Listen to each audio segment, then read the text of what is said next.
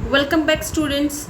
Lesson number 1, the living world, adaptations and classifications. We have seen the adaptations in the snowy region area. Now we'll see the adaptations in aerial animals. Aerial animals means the animals or birds who fly in the air. The spindle-shaped body of birds also minimize the resistance of air while flying. So, because of this shape, they can easily fly in the air. If you see the bones of the birds, they are hollow. Okay, they have a body covering of feathers which are very light in weight, and there is a modification of their forelegs into wings. The body is light in weight and adapted for flying. The body of insects also is light in weight and tapers at both the end. If you see the butterfly, they can fly with the help of two pairs of wings. Also, they walk with stick-like legs. If you can see, they have stick-like leg over there. They can easily fly. They can easily walk.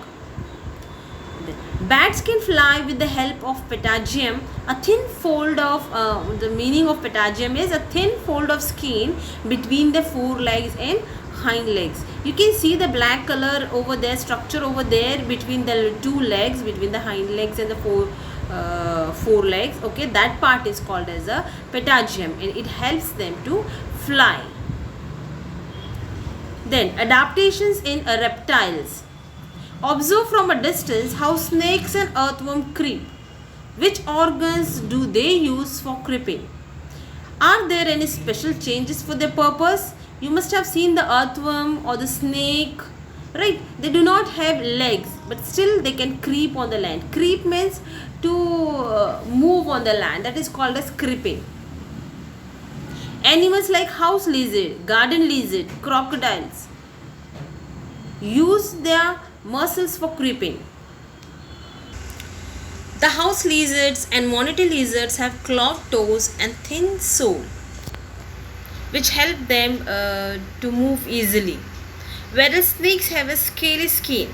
Because of the scaly skin, they can easily creep on the land. Now let's see adaptations of animals for food. There are different types of animals: carnivorous animals, herbivorous animals, omnivorous animals. So they have adapted themselves in such a way that it is easier for them in the process of feeding. Okay, we have already seen that the teeth, they have very strong teeth, so they can eat the grass or the hard plants. Okay, also they have long legs, so that they can run very easily. They can escape from the predators on. Okay, so this is the how these animals have adapted themselves. Horse, goat, these are all herbivorous animals. If you see lion, tiger, they have a strong teeth through which they tear the prey. Also their claws are also very sharp. They have sharp claws, okay, to tear their prey. Then if you see the frog have a sticky tongue. With the help of its tongue, it catches its prey. Then butterfly with the help of the sting-like structure, it suck the nectar from the flowers. The snake swallow the animal whole.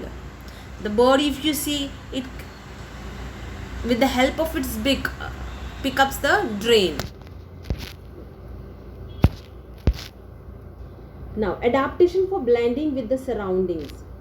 We cannot easily spot colorful butterflies, lizards and grasshoppers. They get camouflaged amidst grasses, parts of plants like stem, leaves, flowers, etc. Camouflage means they get merged in the surrounding. So their color are matching with those with the surrounding, so that they cannot be easily spotted and they can escape from the predators. That is because the color are blend with those of their surrounding. So we can say changes that takes place in various organs and life processes of organism that enables them to live, feed, reproduce, to perpetuate themselves and protect themselves from their enemies in specific surroundings, depending upon the habitat and its geographical conditions are called adaptations. And this process of adaptation is not a sudden process. It is a gradual means a slow and continuous process, ongoing process. Differences in the structure and appearance of the present day animals and animals of those of thousands of years ago are the adaptations that occurred according to the prevailing conditions. So the animals, if you see, you can take the example of this elephant itself. If you see the present day elephant and the elephants that were there before thousands of years, you can see many differences in the structure. There are differences in the appearance. Okay, so this is because they have adapted themselves according to the environmental conditions, and therefore it's our duty to conserve this diversity.